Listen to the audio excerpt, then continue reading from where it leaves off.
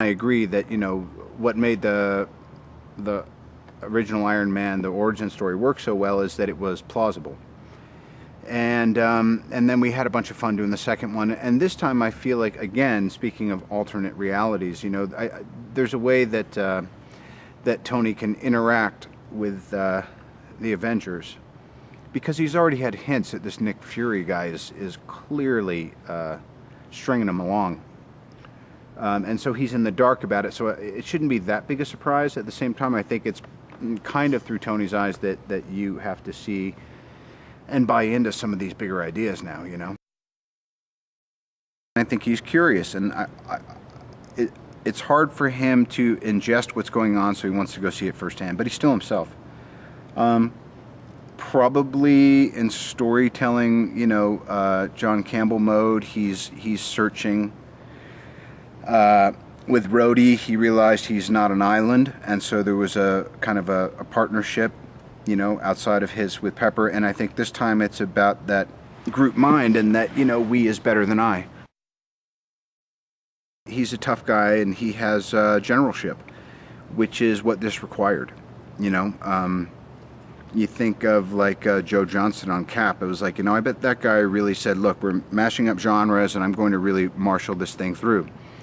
You think about Ken Branagh for Thor. There's no better person that Hemsworth could have had this kind of interaction and tutelage from. And for me, John was a natural fit.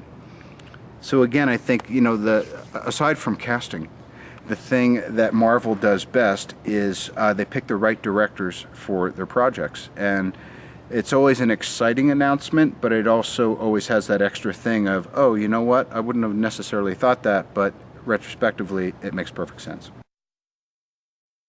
I'd always felt that Mark was the guy to play Bruce Banner, because there's something kind of immensely introspective and affable about the guy that makes that curse or that opportunity or that karma he has, which is not of his doing, but his responsibility to manage some way. He's just kind of, and he's just a really kind of funny, quirky guy, but he's a straight shooter, and I think that's probably the most important thing, Well, it's no surprise to anyone who works with him just for a couple days that he is a profound technician.